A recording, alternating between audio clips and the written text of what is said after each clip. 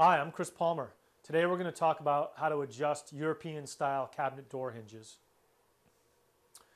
Modern European-style cabinet door hinges often have 3 different screws for adjusting the position of the door. This one's installed on the door. This part would be connected to the carcass of your cabinet.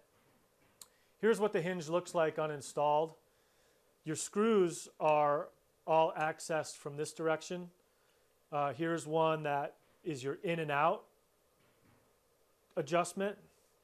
Here's one that is for up and down.